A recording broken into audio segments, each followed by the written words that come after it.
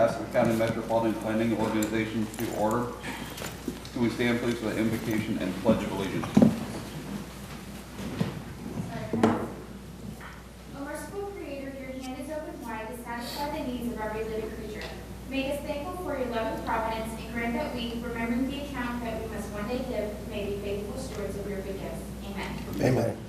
I pledge Allegiance to the flag of the United States of America and to the republic for which it stands, one nation, under God, indivisible, with liberty and justice for all. We have a four. Thank you. Can we have the roll call, please? Councilman Lance Smith. Mayor Scott Tremblay. Mayor Guillaume Hernandez. Commissioner Ron Oakley. Here. Commissioner Mike Moore. Here. Commissioner Catherine Starkey. Commissioner Mike Wells. Here. Commissioner Jack Mariano. Here. Chairman Jeff Sparks. Here. We'll move on to call for public input. If there's anyone in the public that would like to address the board for items that are not on the agenda, now would be the time to do so. Come on up, please, sir. My name is Rob Park. I live on Aaron Cutoff, and I'm here to address the mobility plan concerning Aaron Cutoff and the change to the Collier Parkway extension or elimination of. When the 2025 and 2035 plans were out, the Collier Parkway extension bypassed Aaron Cutoff, which people live on. It's a public or a residential road. And I oppose the MPO's presentation for the road to increase the traffic on Aaron Cutoff, which it looks like it's going to be a filler road, not a filler road, but kind of a bypass road for everybody, the Ridge Road extension, the roads coming out of East Pasco, or West Pasco going into East Pasco. The recent repaving of the road and widening of the curves has increased the traffic, increased the speed of the traffic, and has also resulted in numerous increase in the truck traffic through there. Heavy trucks, tractor trailers. This is all traffic that didn't used to come through here, and now it is. And since I live on Aaron Cutoff, I have a mailbox right there. You're taking your life in your hands to step out there, even today. And if this Collier Parkway extension doesn't go the way it was supposed to, then this traffic is going to get even worse on my road. There's a subdivision planned and looks like it's been approved at the Caliente intersection of Aaron Cutoff. And one of the ways it's approved is they tell how much road traffic is on the road. And I believe that that's invalid now, because after the resurfacing of the road, the traffic has increased. So that approval of that subdivision based on the traffic that they saw and a projection, not the actual traffic, is invalid. So I oppose that area of the MPO's proposal. Thank you. Is there anyone else? Okay, we'll move on to approval of meeting minutes for August 8th and September 12th. Approval? A motion? Second. All those in favor? Aye. Opposed? Excellent. Now we have committee reports. Citizens Advisory Committee, please. Mr. Cardenas. Welcome. Good morning.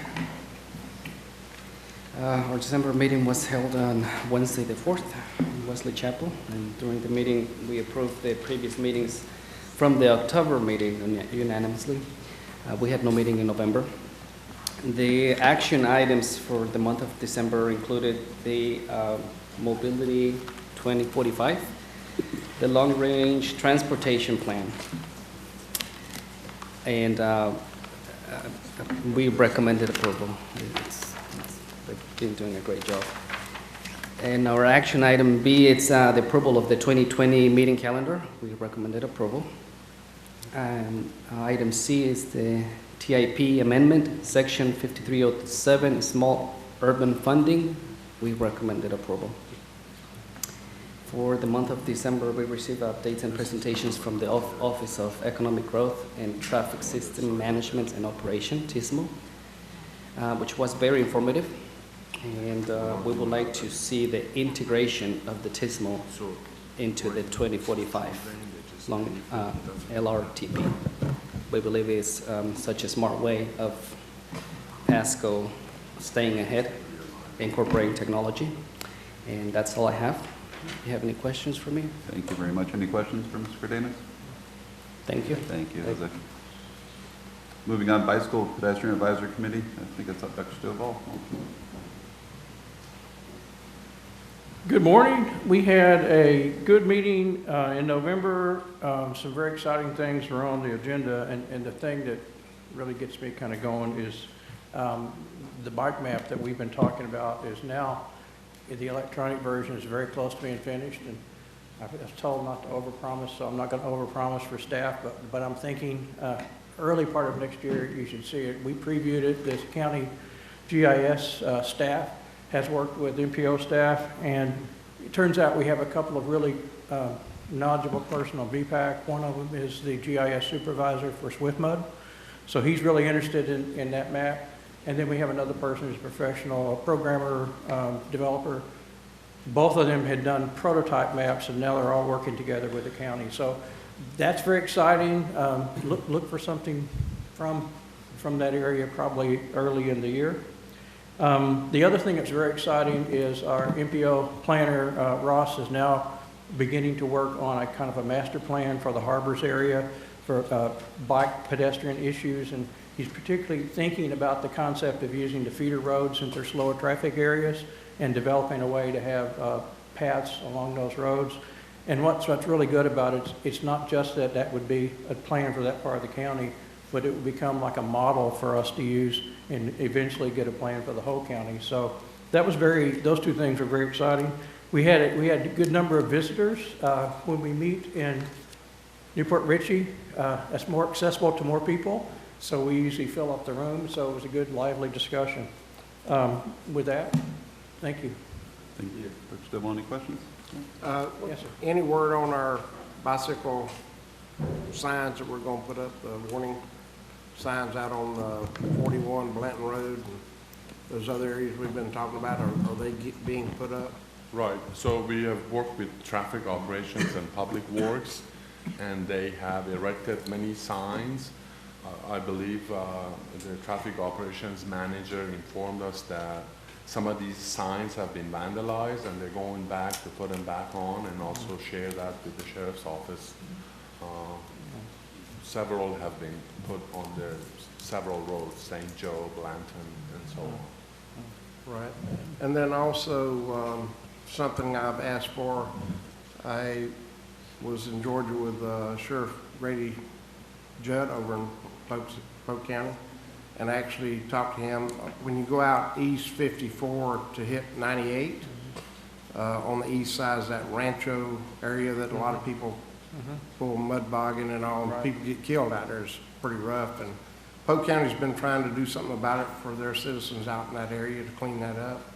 They put out no parking signs along that road on the south side of 54. And I've asked for Margaret to reach out to FDOT for us to put out no parking signs on the south side, which is Pasco County. And the sheriff has promised, Sheriff Naco's promised he would take care of making sure people didn't park in that right of way once we got the signs up. And I think they were working on getting that done. I sent a message to Margaret now to find out if that was being done anytime soon. But that's the only way. Sheriff Judd actually reached out to me and said that he'd been trying to get something done, but Polk County can only do their part, Pasco has to do theirs, and I told him I'd get him an answer. So I'm waiting to get those signs up. So it's in the process, but I don't know exactly when. So. Okay. Thank you, Dr. Stovall. We will move on now to our action items. We're going to start with the Mobility 2045 LRTP. Mandy's going to take the lead on this. Right. I'm glad we are meeting the quorum of 5 to approve this important document. Today is the culmination of about 3 years worth of effort planning effort to develop this. Well, this is Pasco County's transportation plan, a long-range transportation plan with the horizon year of 2045. This was an extensive planning effort. We've had many partners that helped us develop that. First and most importantly, it was this policy board, the MPO board, that helped us and directed us and guided us throughout the process. We relied heavily on input from our planning partners, the region's MPOs, TMA, DOT, county departments, PCPT, and other local municipalities. We exercised much public involvement, engagement activities. We attended many town hall meetings, Rotary clubs, and council meetings, chambers of commerce, and we did extensive social media. I'd like to recognize Ms. Amy Elmore with the county, who was very instrumental in helping us get the word out. She's with us today. She helped a lot with the surveys we sent out. We'd like to thank our consultants, Mr. Wally Blaine, who will present to you today. He's with Tyndall Oliver and Ms. Casey Kersey. She did a lot of outreach for us. Wherever and whenever there was an event, she attended with the rest of the staff.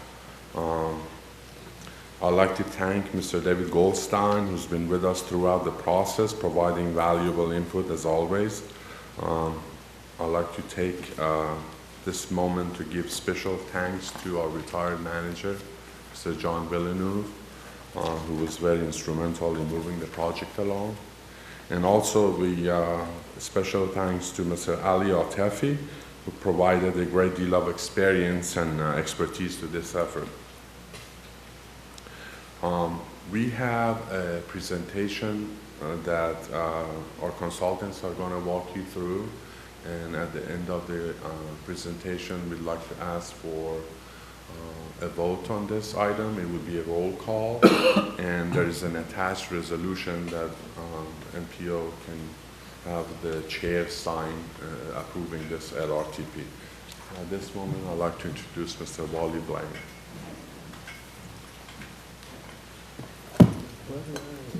Welcome to our 10th meeting. Where's everybody? Where's Camille? Good morning, Mr. Chairman, board members. I'm Wally Blaine with Tyndall Oliver, also Casey Kersey with AECom, who you heard Manny recognize earlier, as well as with me. I want to walk through this presentation, highlighting a lot of the information that you guys have heard over the last 12 to 14 months, but also then present to you some new information since our last meeting in October, what we've heard and where we are. So just an overview for everybody. We'll go through the development process, what the requirements are for the long-range transportation plan, talk to you specifically about the public participation and success that was had throughout the development of the plan. Casey will emphasize a lot of that. Let you know what the updates are, the changes since we last were here in October, where we are with the final cost affordable plan, what that looks like, ultimately what we're asking you to approve today, and then talk to you about some of the next steps, what happens over the next coming years as you implement and develop the project. So this is meeting the federal planning requirements that are under the Fixing America's Surface Transportation Act, or the FAST Act that we refer to. The goal is to develop a cost affordable plan that covers a minimum of 20 years through the planning process. It is updated every 5 years as we have our existing conditions and our planning assumptions. As real life takes place over the next 5 years, and even the 5 years past since the last plan was adopted in 2014, we'll make sure those are updated. The MPO is one of the key functions and the purposes for the creation of the MPO is to seek that public involvement and make sure that there's a local public voice in the transportation decisions that are being made federally. So that is a lot of public involvement went into this. And then ultimately, once the plan's adopted, the implementation of these projects and strategies happen through the work that Pasco County, the cities, and the Florida Department of Transportation do in developing their capital improvement budgets and their programs for those projects over the next 5 years. Ultimately, getting to a point where we're reinforcing the local vision and goals of Pasco County. So from a process standpoint, We set out early identifying vision and goals for the transportation plan, building on those goals that were part of the 2040 plan, looking at the assessment of future growth, and we'll talk about in the public involvement what that meant regionally as we coordinated Pasco with Hillsborough and Pinellas's growth strategies, looking at regional growth as part of the larger region, identifying what the growth strategy would be and the allocation of that growth consistent with the comprehensive plans of Pasco and the cities. Looking at the challenges and issues that were identified, again, through the public involvement, looking at where there are needs and areas that need to be addressed in our transportation system, and then the prioritization of those needs as we moved into the cost affordable plan. That's what we went out for the most recent public involvement was with the cost affordable plan, till we get to a final plan that is based on the availability of the revenues that we're projecting to be from federal, state, and local transportation sources. So Casey will take over on the public involvement. You hold on to that. Really, I wanted to echo what Manny said when he did the introduction. Thank you to everyone. It's 3 years of public outreach. We've had a lot of events, and the citizens of this county are fabulous. With Amy's help, we could really do social media like we've never done it before and gotten tremendous input from the public. And that all fades together for showing the feds that we've really asked our citizens what they need. This shows, of course, just a handful of some of the areas that we went to over the 3 years. And I wanted to thank the MPO board, the MPO staff, and Amy, and say great job. So some of those technologies, new things that Casey was mentioning as far as social outreach was online surveys that were done just for Pasco, the It's Time Pasco survey, as well as the It's Time Tampa Bay regional survey that was done. More than 2,500 residents of Pasco participated in those and provided input on the transportation planning process, so really appreciative of that. During the last 30 days, we did have the required public comment period, held 2 workshops, one in West County, one in East County. Also went out and did a couple of community presentations during that time. So what did we receive during that public comment period? And you heard your speaker this morning mention Aaron Cutoff. He also provided comments at one of the workshops about Aaron Cutoff, the recent paving of that and the safety issue. I'll discuss when I get to the map the comment he has about Collier Park, the extension, and where that is on the map. But we did receive that comment regarding that connection through Central Pasco and Land Lakes area. We also, at our workshops, received a comment about the projects that are in the plan, kind of in that west of Zephyr Hills, Wesley Chapel area, that we have significant east-west capacity projects moving folks from those north-south corridors, getting them east-west over to the interstate or to 301, as the case may be. But there seems to be a lack of north-south connections or improvements on those roads. And I think the word to the MPO board as you move forward and look at those projects as development and growth happens in those corridors, certainly from a regional coordination perspective, that north-south traffic as it would head into Hillsborough County, either on Morris Bridge or on 301, is an area of concern and coordination that probably would need to take place at a regional level because of the environmental concerns and what Pasco has, or Hillsborough, excuse me, has in their plan as far as concern for widening of those roads. So it is an issue that I think we recognize from the planning process, but it's also a comment that we received from the public about north-south improvements in that area. Just down the street, the intersection of State Road 52 and St. Joe's Road, it's kind of an offset intersection as it comes into Meridian. I believe some of you may be aware of that as well, based on the comment that we received from the public on that. But concerned about that being an offset intersection and difficult to navigate trying to head west out towards the interstate from this area. The final 2 comments are ones that we received through the website that people provided to us. So the first comment about providing rail or train transportation service from Pasco to other areas in the state. That is part of the needs assessment. It's not part of the cost affordable plan at this point in time. We don't know what the revenues are, but we do know regionally there has long been stated a need for identifying those regional commuter connections using rail transportation. The final comment there about the Asbel Road extension, that's one that the county has active in the work program or the capital improvement program to make that connection east of US 41 and connecting over to Central Boulevard, where the road that connects over to the jail and the utilities building there on US 41. We had that listed in the plan, but we made some clarifications, and I'll point that out later in the presentation as well, to make sure that we're consistent in showing that as a committed project for the portion that's committed, and then we're showing the remainder of that as a developer requirement or coordination with the development community in the Connerton area. So those were the official comments that we received during the 30-day public comment period. You've seen this chart before, but just to reemphasize where we are from a cost affordable standpoint, how those revenues are being allocated across the modes, and a brief comparison to previous plan updates. The footnote at the bottom is one that we added based on comments that we received from the Technical Advisory Committee just this week. When we look at the roadway projects and that are being added in the future, whether they be new roads or capacity expansion, those roads would be built based on design standards, and so they would include bicycle and pedestrian facilities.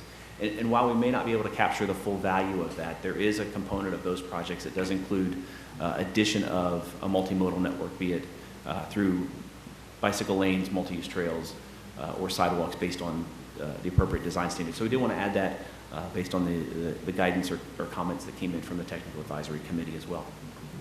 You do see the majority of the money is expected to still go towards roadway capacity projects. There are a lot of projects that are out there, and certainly they are costly projects. The footnote I would add again on that is that it does include the expectations of developer contributions or commitments for adding to the transportation infrastructure. Just another way of looking at that from a percentage perspective, nearly 3/4 of the money will be going towards roadway capacity projects in building that. We are expecting there to be more money available for multimodal improvements on the sidewalk and bicycle facilities, as well as intersections and operational projects. Mr. Blaine, if a board member has a question, would you rather them ask as you're going through it or at the end of the presentation? We can, at your discretion, absolutely, we can do it now. Mr. Stark, do you want to wait till he's done? Or Yeah, we're going to. Okay. So what I wanted to highlight is as we look at the long-range transportation plan, there are certainly things that will begin to happen. There are things that are happening now. There are things that will happen over the next 5 years. And as you have adopted capital budgets for the next 5 years, we want to assume those as an existing condition. We want to make sure we recognize that those are there and not propose changes to those, because that is a commitment for the transportation. So in the image, you can see the recently constructed turn lanes at the US 41 and State Road 54 intersection that have been a great operational benefit to the community. So that's something that's recently been done. Other ongoing or near projects in the next 5 years would include the widening of State Road 52 from the Suncoast over to 41, as well as the widening and completion of the 4 lanes of US 41 north to State Road 52, projects that FDOT has in the next couple of years. From the county's perspective, you've got the widening of Trinity Boulevard from Little up to State Road 54. The promise of Ridge Road coming once we hear back on the permits from that. So it is part of our assumptions that will be there in the next 5 years. The Clinton Avenue extension that parallel to State Road 52 from 75 over to the Dade City area that DOT has in their work program. Widening of Wesley Chapel Boulevard parallel to the I-75 corridor. The new interchange and the completion of that overpass road corridor between State Road 54 and 52. And then the widening of Little Road. And then finally the part of Collier Parkway that would complete that corridor and make the connection over to Parkway Boulevard, widening that to 4 lanes. Those are the projects, the major projects that we have committed in the next 5 years. So building on that for the cost affordable plan would be the completion of the State Road 52 corridor, making that 4 lanes all the way from Suncoast over to I-75. In Zephyr Hills, the one-way pair conversion of 301 that would be on 6th Street and 301, consistent with the City of Zephyr Hills kind of land use and vision plan for the downtown area. The widening of 301 north of Zephyr Hills that would connect to Cossack, ultimately making that connection over to Overpass Road as well, which is another project leading to 4-laning of Overpass Road from 75 to 301. You've got the old Pasco Road widening. That project is in the long-range plan from Wesley Chapel Boulevard to State Road 52. I should say 52, not 54. The Tower Road, that project being extended, making a connection between north of State Road 54 and west of US 41, providing that parallel relief in the Land O'Lakes area. County Line Road with Hernando County, we do have the part from east to Shady Hills, that next segment coming in as widening to 4 lanes, as well as County Line Road with Hillsborough from Dale Mabry over to Bruce B. Downs, or County Road 581, widening that to 41. I mentioned earlier the incorporation of developer projects, and there are many projects in the long-range plan for developer projects. State Road 54 is a key corridor that the MPO has taken as a priority. in this plan as well as in the 2040 plan. It's a project because of the MPO's adopted policy of maintaining no more than 6 lanes on our arterial corridors that needs alternative strategies to define what the solution is on that corridor. So the MPO board had the Vision 54-56 task force that made recommendations. This board forwarded those recommendations onto DOT specifically for the 41 and 54 intersection, and so those are going through that reevaluation process because of the public involvement that the MPO board asked for as it relates to the 54 corridor. So we know that there needs to be improvements on those corridors, but based on the evaluation that's currently underway and defining what the vision for that corridor is, we don't have specific projects in the plan. What we have allocated, though, is about $600 million over the life of the plan for improvements along 54. Alternatively, then, this is the completion of what that map looks like, and you can see in pink those projects that we have specifically in the plan for either roadway capacity widening or addition of roadway corridors. This followed from what we did as a needs assessment, which was a larger evaluation of the demand and need for transportation improvements, but certainly it gets pulled back a little bit based on the revenues. And so when we look at the revenue availability, we're funding about half, 60% maybe, of our transportation needs when we talk about roadway capacity projects. So there definitely are needs that are identified here that through alternative means we'll need to look at how those are considered as we move forward. So specifically what I wanted to address at this point in time, we had the comment earlier about the Collier Parkway extension. And my understanding is, I'll use the pointer here on the screen, is that it would go as Collier Parkway comes up and turns to make the connection to the west over to Aaron Cutoff. It would be this piece here that was part of the Pasco County Corridor Vision Plan. So it is part of the vision plan, it is part of the needs plan, but there wasn't revenue identified for the plan to bring that forward into the cost affordable plan at this time. Mr. Moore? Just a question on that. Yes. So you say, so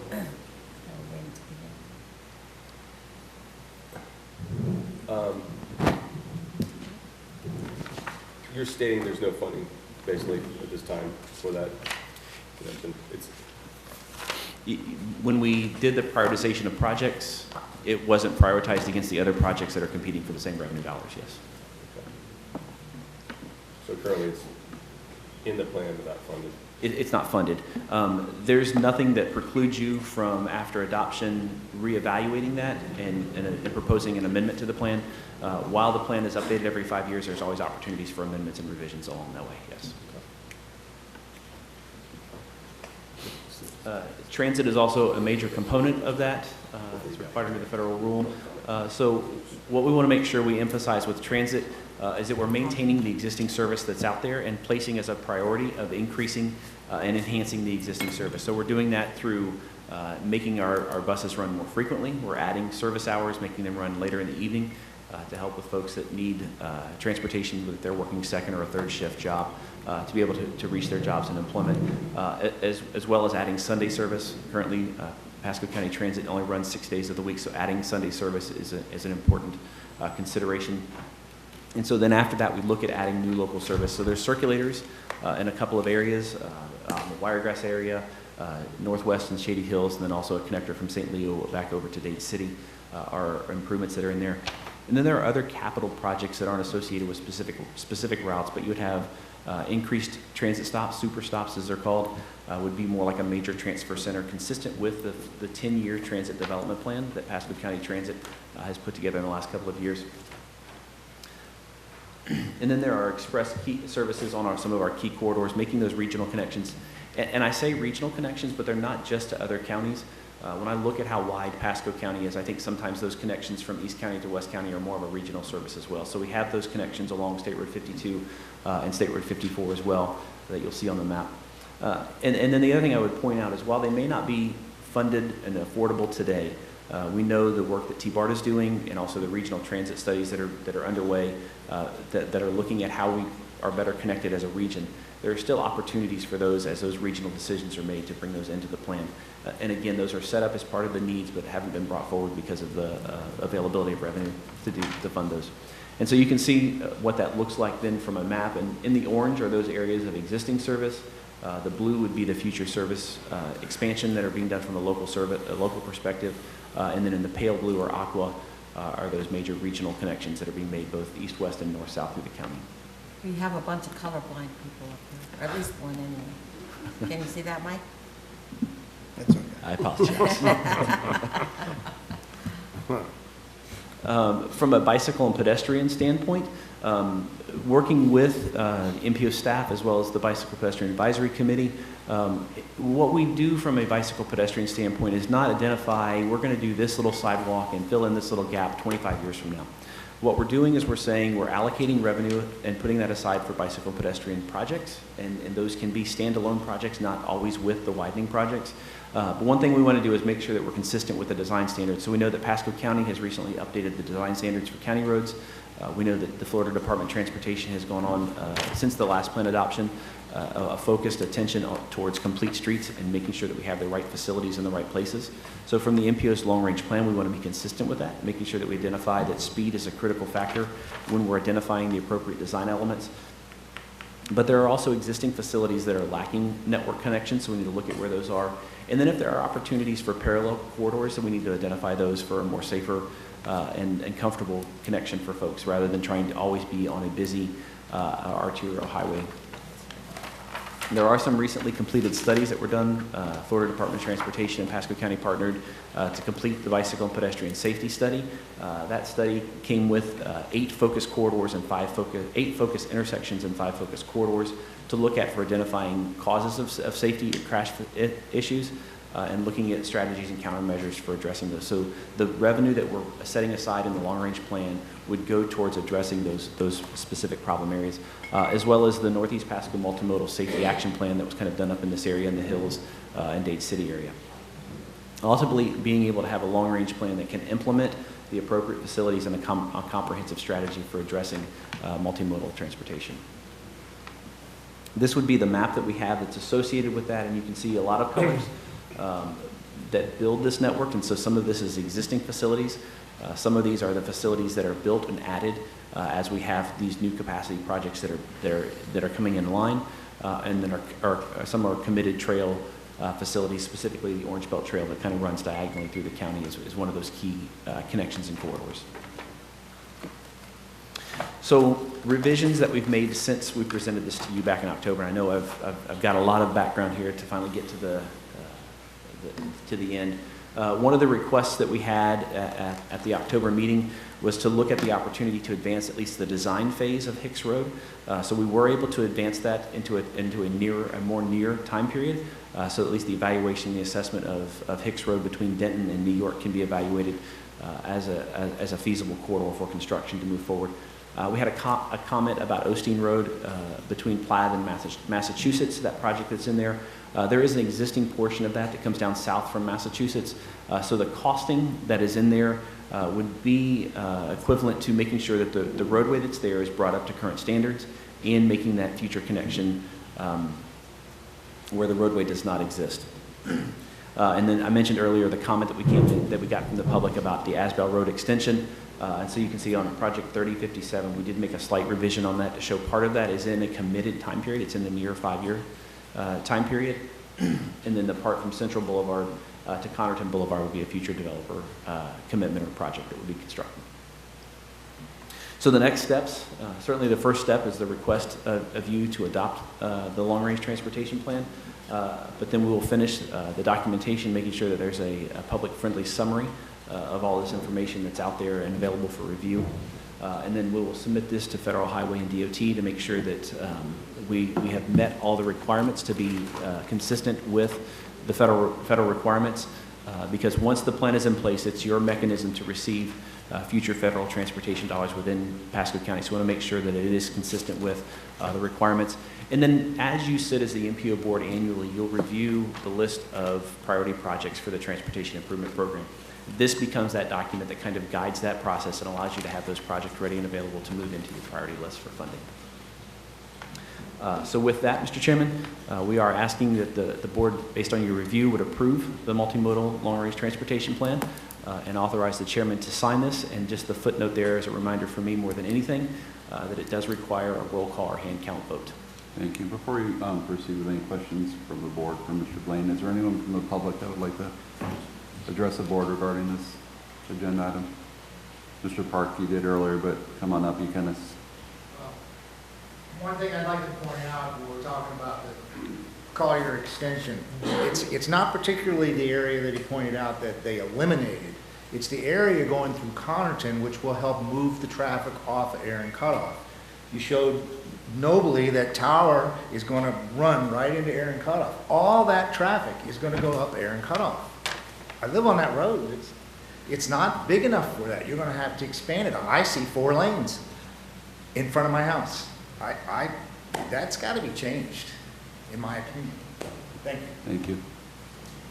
Commissioner Starkey, did you have? Yeah, I got a little list. Okay. So I would say, board members, if you would look at page 3-3, which shows existing and future populations, and you see the cluster at 589 and 54. I think that shows to you the importance of the Tower Road flyover, which we haven't really talked about much here, waiting for a permit for Ridge Road, but that road's going to be very important, and it also has the bicycle flyover attached to it that is very important to the cycling and cycling community. But so when I first looked on a map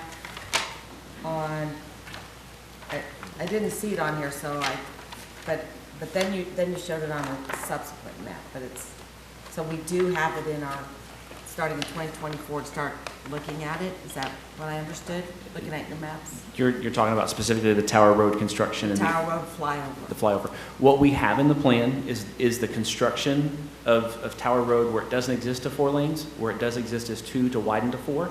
And we have additional costs set aside because we know that the typical unit cost we have for the overpass of the Suncoast wouldn't cover it. So we do have additional revenue and money set aside. Several months ago, you had a presentation from the Turnpike Enterprise about a future interchange there. And so one of the things that I made sure we coordinated with them on was the timing of when that revenue came in. So they talked about the timing of when they may do ramps or an interchange if it became needed or warranted. So there is money in the plan for constructing an overpass. Okay, so there's 2 different discussions. One is definitely we're going over. The second one is whether it's going to include another entrance exit onto the Suncoast. But whether they have the additional on and off ramps is a discussion that, we need to see the metrics, but we definitely have to fly over. Yes, so the overpass is there, and then the ramps would be future coordination, I think, with the Turnpike. Okay. And then on your map, I think I brought this up before, but maybe not. On page 410, 4-10, you have Starkey to Tower to River Crossing. That's project 3034A. I think that's really confusing because there is no tower that touches Starkey. I'm thinking that you're talking about rangeland. It is rangeland. As it's gotten built, it's built as rangeland, yes. Does that need to be changed in this? We'll clarify that. Okay. Then I see David here from T-BARTA, and when do we discuss? So we're in the midst of a major regional project called BRT, which you guys have had many presentations on, and there will be, I would assume, we're going to want to have it start in Wesley Chapel, and there will be a cost to us, I would assume, for some kind of transit station or some kind of participation.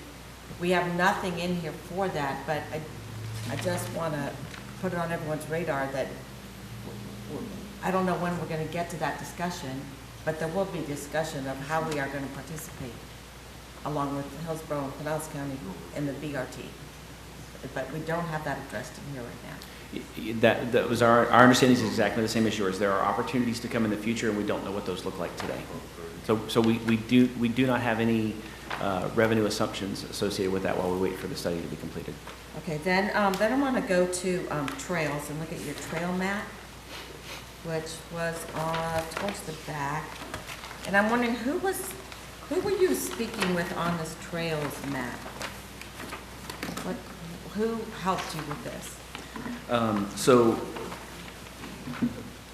we kind of reviewed this based on the information that we had available. So some of the existing inventory we have is a little older.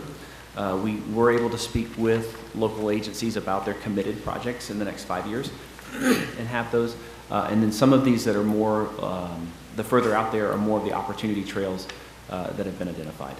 Okay, so I see some omissions that are pretty glaring to me. For example, we're under construction for the coastal anklet trail that connects to Pinellas County to Tarpon Springs.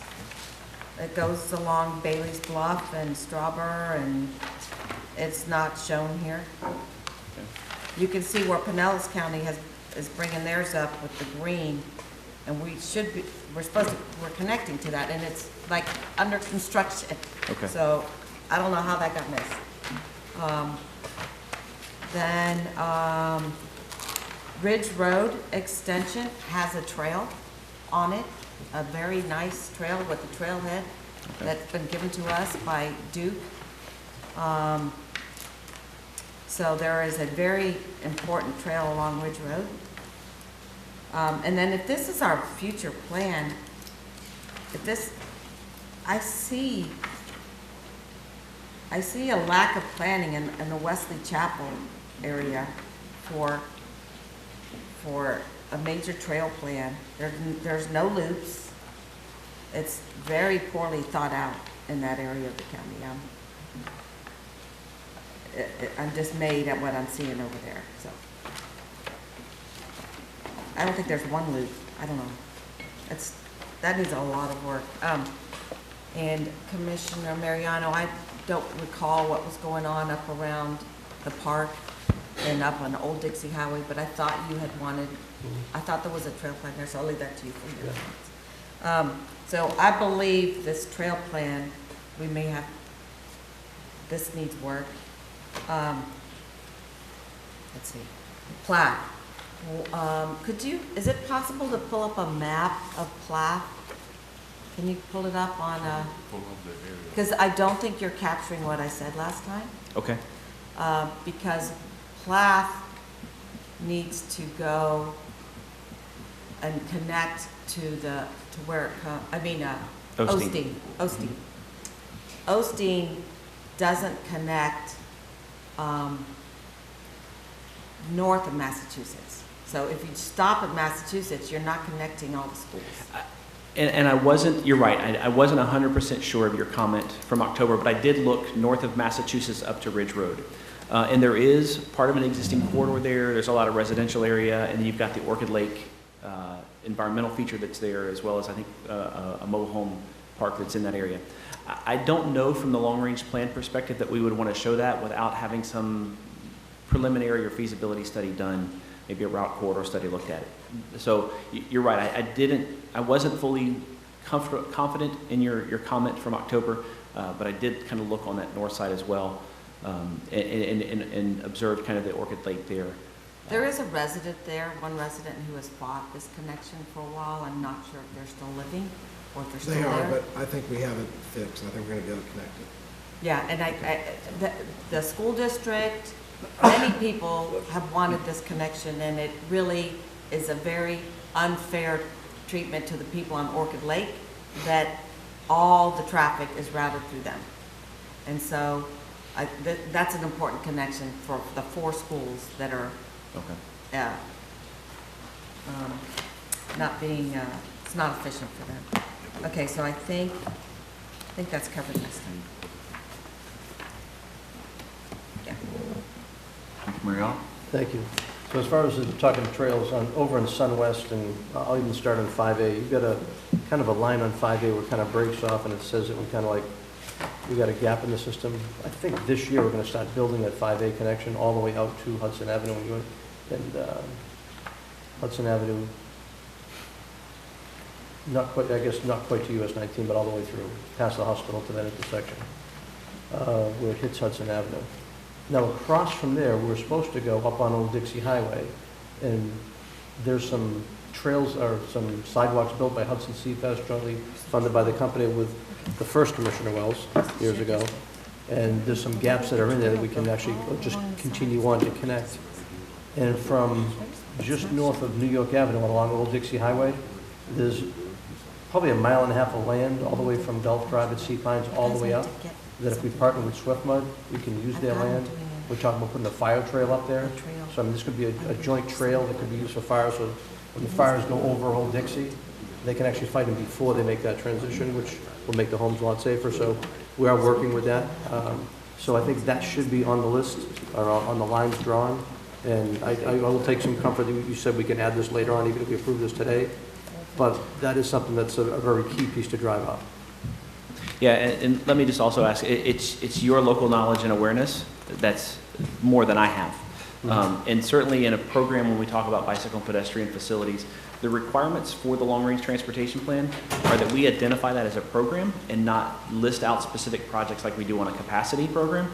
So when there are opportunities for sidewalk or bicycle projects of this nature, you don't even need to do an amendment to the long-range plan. What you need to do is show that there's revenues allocated aside and that there are opportunities to fund those through those revenue sources. But how do I get to that point? Just like you just mentioned Hicks Road, which I'm glad you talked about putting the advanced design on it. Yeah. Until you design it, know what the cost is, you can't even go to the state to say, hey, I want to get this funded until the feasibility study's done.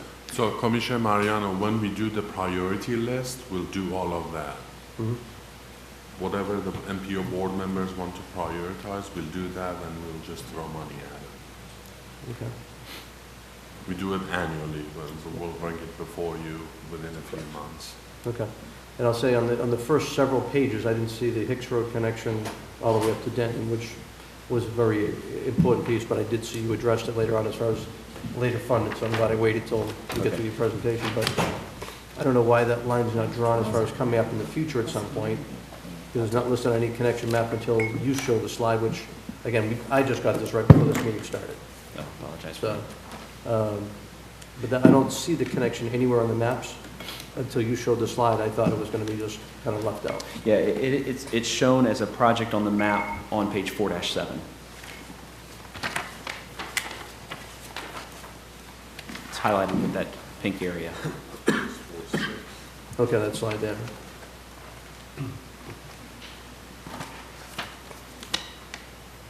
See the page, this is the Okay, very good. Thank you. Thank you.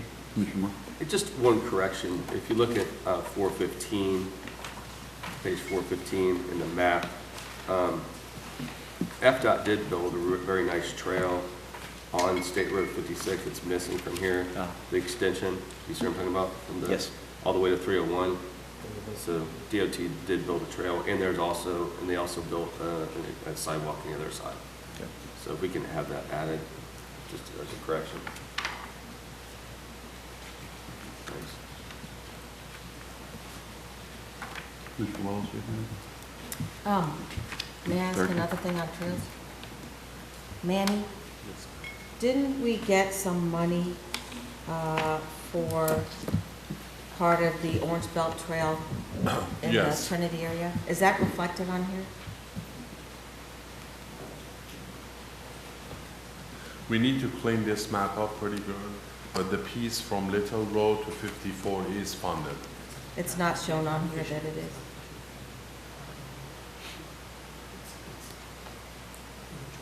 It's in the tentative work program to be funded, yes. Should we not reflect that here? Yeah, Because we should show it as, it stops at Starkey kind Boulevard. of have to wait for the final word from some trail folks. That is, yeah, it's in the governor's budget, I believe. I don't know if DOT wants to chime in. So should that orange, I don't know what you call that, So railroad we'll track? we'll wait. Not till- continue to Little Road? It's stopping at Starkey Boulevard? I don't know, maybe this is the scale, but it should show all the way to Little Road, yes, Commissioner.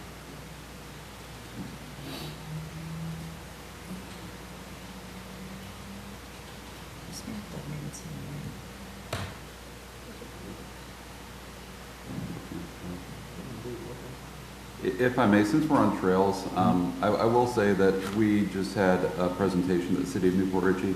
We have a multi-use trail that goes from Marine Parkway from US 19 over to Grand Boulevard, and we are going to be connecting that trail to our downtown to tie into Massachusetts Avenue to go out towards the Cubulus. We're working on that right now. We just had a presentation. But to connect to that trail that Commissioner Starkey referenced that goes out to Bailey's Bluff coming up from Mellows Trail, when I look at this map, the green line has existing multi-use trail, and it has a green line going across US 19 at Marine Parkway. There is currently, there's a crosswalk there, Okay. but we've been working on potentially doing an overpass there to connect these trails. And the way the map is presented, to me, it looks like that trail goes right, like the overpass is already there. Okay. So I just wanted to point that out, and it is very, very much needed. We just had another pedestrian fatality this past weekend on US 19 in front of Kane's Furniture.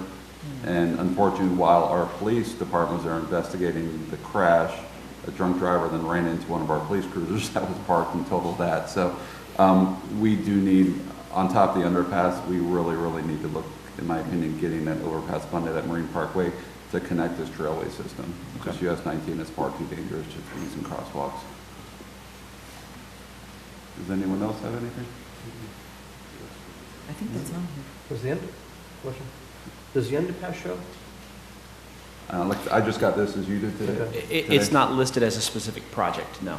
The underpass sidewalk kind of project? Yeah, the design, what's going on at I always forget the waterway under US 19. Cody River Bridge. Cody River.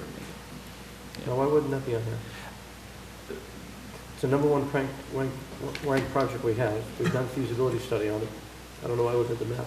So, as Wally explained, we have an amount of money that we dedicate towards trails and sidewalks. This map is just, we just need to work on it. There is no specific project listing on this map. It's just, we have to clean it up. We'll show, we'll take all your comments and we'll incorporate them in the map. But you are referring to some of the projects that we already have on the list of priority projects, and they're still there, and they're going to get funding in the order that they are situated in the priority list. Right, I guess Commissioner Mariano's point, though, is if it's already on the priority list, it should probably be on these maps and then this. Yeah, we'll put it on the map. No, We'll clean it up and put. It's the number one priority list that got funded approved by the House and the Senate last year at the State House. It got vetoed by the governor because we didn't have a feasibility study. We've now got the feasibility study done, and now it's going to go back before the House, and I'm assuming the Senate as well, and maybe this year we'll get it actually funded. For which trail? At the underpass at 19. Okay, we need to talk about that, but not in the middle of this, but we need to understand the implications of that. And I've talked to actually Secretary Gwynn about it. Secretary Gwynn here? I can't see. And I've talked with him about it. He's hidden. But I want all board members to understand the implication of that, and I'm going to ask Secretary Gwynn to speak on that. When would you like to do that, at the end of the meeting, or the end, after we vote on this, or? Well, I don't think that has to do with this. Right, so just do it at the end then? Yeah. Okay, any other questions or concerns from Mr. Blaine? Do we have- Well, I don't know. There's a lot of changes that have to happen to this. What is it? But I think they're gonna They're gonna can't go- you get those changes done? Yeah, I Well, think this from a substance standpoint of the long-range transportation, what you're providing is clarification for this map of multi-use trails, bicycle, and pedestrian facilities. Right. And so I think based on your guidance and your action today, we make that revision to this map, and that becomes updates for this map. It doesn't substantially change the allocation of revenues in your major capacity projects that are identified in the plan. So Osteen's you're gonna fix that? Just make that a part of nomenclature the of motion Osteen? for the revision of the Yeah. map. Because you have it stopping at Massachusetts. And And that I would don't be, want- that would be different from this. I was not aware that there had ever been any discussions north of Massachusetts to make Oh, that yeah. connection of Osteen. There was by numerous people in the past. Commissioner Wells, that's your district. We want the full Osteen, not So the Commissioner, spit- after, spike hopefully if strip you Osteen. adopt it today, within a month or two, we can do amendments to the map, just like we Yeah. did with Old Pasco Road. We don't have to wait for 5 more years, we can do amendments to the law. Commissioner Moore, would you make that a part of your motion, and I'm going to second that. You can't, just as a reminder, Yeah. we have to approve this today, because if not, we could Right. jeopardize our funding. Yeah, I think, exactly, I think it's important to point out as well, as Manny just said, this isn't set in stone, black and white. Exactly. It's a plan that can be amended as Yeah. Right.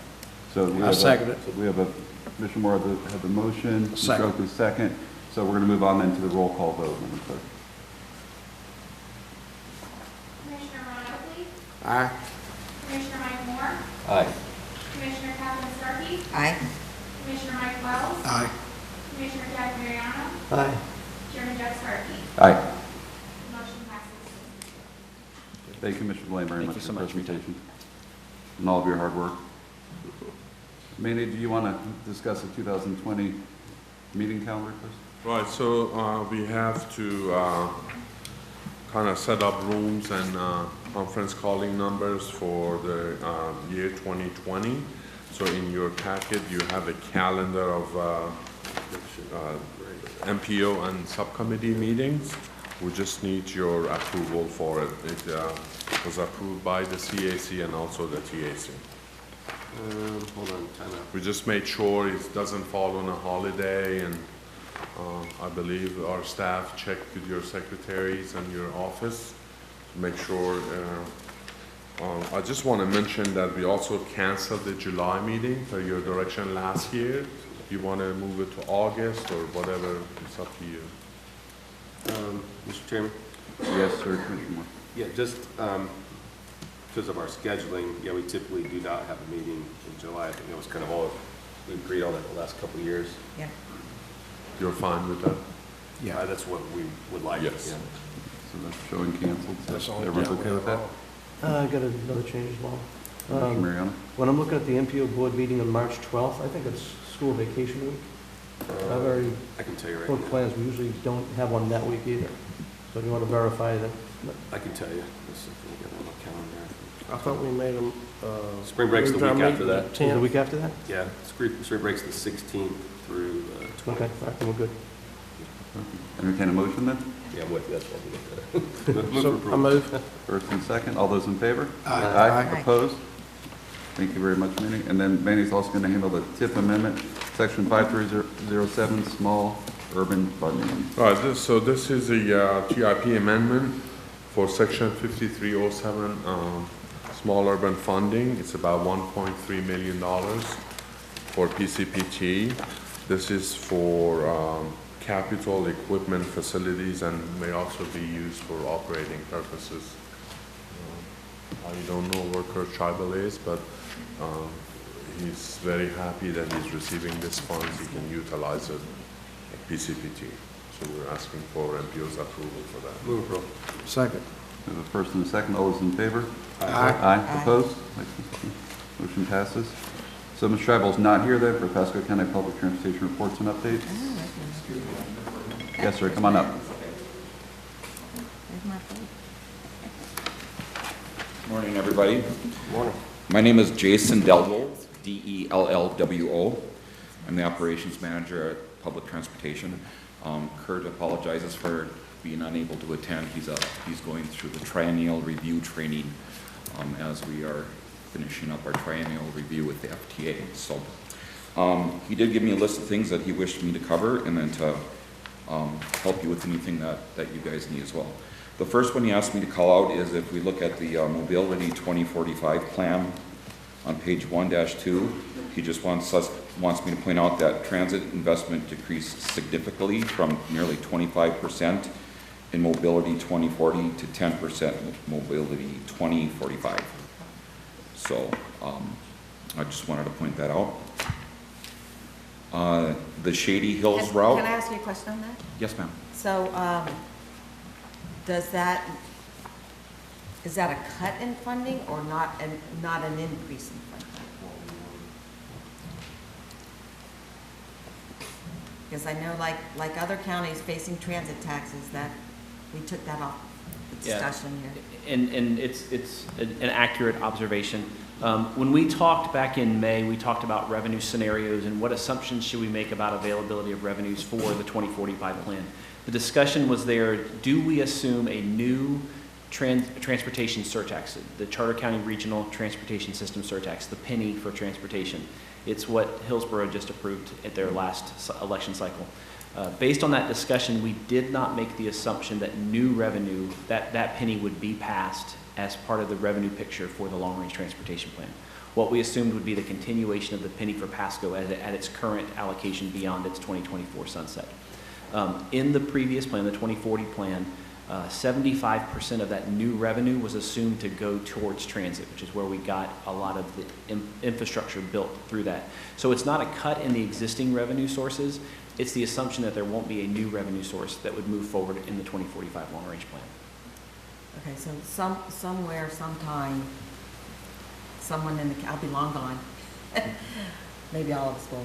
But if we're gonna have a robust transit program, someone's gonna have to figure out how to pay for it, basically. And again, if that's a discussion that's had, and it can become an assumption for the long-range plan, there's nothing that says it can't come back again. Right.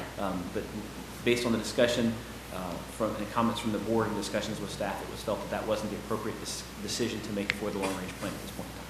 Okay. I just want to make sure everyone knows. So that's not a cut in our bus service. It's just not any additions, really. Thank you for clarifying that, Commissioner. Appreciate that. Second thing I'd like to talk a little bit about is our plans for the Shady Hill route. We recently placed orders for several new buses. They should start arriving about every week or two apart, starting in April going into May. We are on track for a June start for that route. We've applied for a grant to help fund it in part. It hasn't been finalized and approved yet, but our understanding is we're on the short list to receive that grant. I'm kind of excited. I'm an operations guy. I used to drive bus. So for me, I'm excited about it because this route's going to connect the 16 and 21 routes on 54 with the Hernando County Blue Route, which just gives another access for people to move cross-county. And that's going to terminate up at Shady Hills at County Line Road. I also like that it's going to be able to give service to 5A High School and the Hudson High School campus area. Those are areas right now that are kind of underutilized from a transportation standpoint. McHenry Station is moving right along. We're almost ready to move in there. We expect to move in there in early January. We plan to have a ribbon cutting ceremony on the week of Martin Luther King Day, so that would be the week of January 20 to 24th. Rosemarie Bruckner will be working through the county PR department, and please just keep your eyes open for an invite for that event, but we're pretty excited about that. So. And finally, we're in the process of making several paratransit purchases. Some of these will be replacement vehicles, and some will, well, they're all replacement vehicles. Some are for vehicles that have reached the end of their lifespan, and some are for a couple of our cutaways that have been destroyed in traffic crashes. But we were able to work through the risk department and recover some of those funds from the responsible insurance agencies to help fund some of those vehicles. It just ceases to amaze me that people run into these huge vehicles that are stopped on the side of the road. But I guess that's part of doing business. So that's all I had. Is there anything for me? Commissioner Mariano. When talking about the Shady Hills Road, we talked about one of the things of doing that Hicks Road connection was you can go from, let's say, Bayonet Point Hospital to the hurricane shelter where medical center is, going across then. And then we talked about going down County Line Road and bringing that connection across, which Hernando County seemed to be very enthused about. Okay. Are you still going to make that connection? Because I don't see it there. No, my understanding of the route, and this route was planned before my tenure, is that it goes over towards, over from 5A over towards Hicks Road, then up Hicks, is my understanding, and then from there, it goes over to Denton and Peace and to Shady. Yeah, Denton and Peace, and up that way over to what then becomes East Road, Shady Hills Road, And then just circles back? and then and then it'll go up to the little shopping plaza just north of County Line Road and Shady Hills Road, and somehow we're gonna do a turnaround there, and then it'll just come back the same way. Okay. So the conversations with Hernando County and making that section to go all the way across to go south to 19 is gone? South and over to Well, if it US goes all the way 19. across County Line Road out to US 19, there's connections there that we're going to take people south, was what Wait, part of the flower was. my understanding, and I may be mistaken, my understanding is the bus, the Hernando bus already goes along that corridor. I may be mistaken. Okay, so maybe it's going to be, maybe a joint road? So, I mean, I think it's a good idea. I'll bring it up to Kurt. I'd rather not commit to anything, obviously, but I will for sure write this down and follow up, Commissioner. Okay. And we'll get back to you with that. Is that okay? I'm sure DOT would like to see us working together on something like this. Yeah, I mean, I'm all about collaboration, and, you know, Mhm. it's very important for us to help the people to get to where they need to be. Mhm. And that's the only reason we exist, and if anything we can do to move that forward, I would be all for it, so. It's a matter of funding and All right, thank you. vehicles and people. So, it's a good question, thank you. Thank you very much, Mr. Elwood. Thank you, folks. And now we have a presentation by Sean Sullivan, the Executive Director of Tampa Bay Regional Planning Council. Yes, T. Barta is up next. Morning, Mr. Chairman, members of the board. At the PowerPoint, it's interesting to hear that Kurt is tied up at a triennial review with the FTA, and prior to coming here to the region, one of the things that one of the things that I would do with my duties at FTA was to conduct triennial reviews. So they are important, they're critical to show that your books are right and you're doing the right things, and I'm sure you are. So good morning, I'm Sean Sullivan with the Tampa Bay Regional Planning Council. We are one of 10 RPCs in the state of Florida. We are not a metropolitan planning organization. 7 of the 10 RPCs in the state are not, but we work with MPOs on a regular basis. In this region, as you know, there are 5 MPOs that we work with. And I would ask that you consider us as a resource. Our particular strengths in helping MPOs really would be with mapping and then economic impact analyses of roadway projects. We recently completed within the last year with District 7 of FDOT an analysis for a segment of Tampa Bay Next in the city of Tampa. We spent a summer attending public meetings throughout the city of Tampa, particularly with CRAs, and worked to present a project or a report to FDOT District 7. So this just is an overview of the RPC. Actually, some of you were here yesterday. Most of you were here yesterday. We are 3.7 million people, 5,000 square miles. That 3.4 million should really say 3.7. And our board is made up of over 40 board members, primarily comprised of elected officials.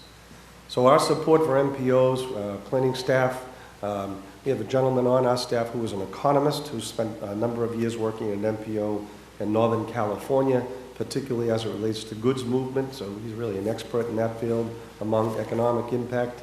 We can assist with corridor studies, visualization and support, as well as GIS analysis.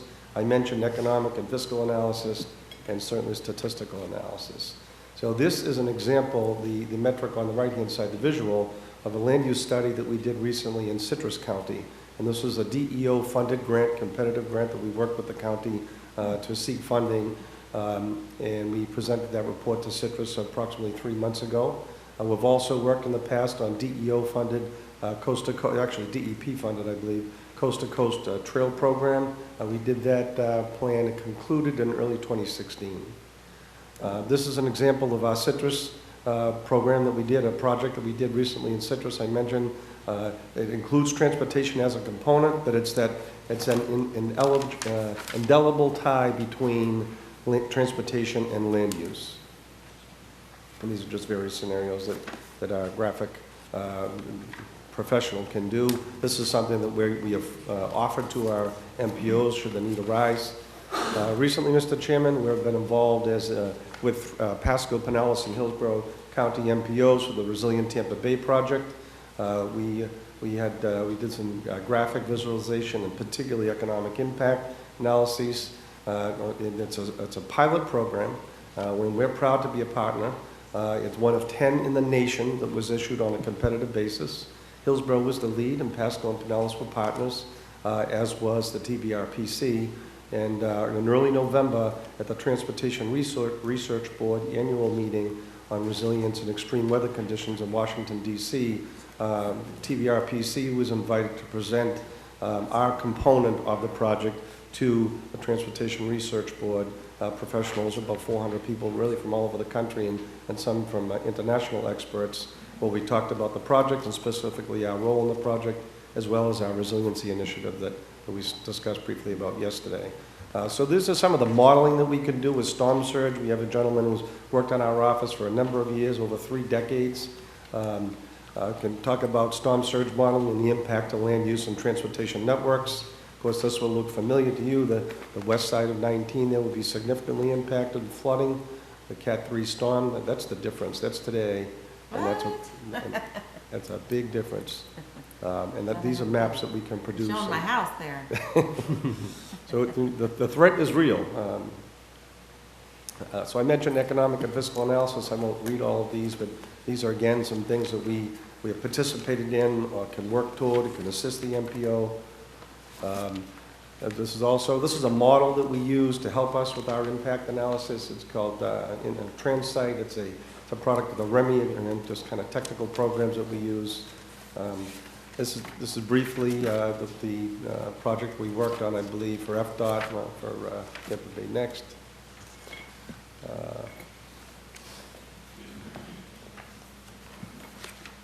Just again, statistical analysis that our economists put together that really is a component of the. That actually is that's not Tampa Bay Next year. That's the FHWA funded project. But it gets extremely technical.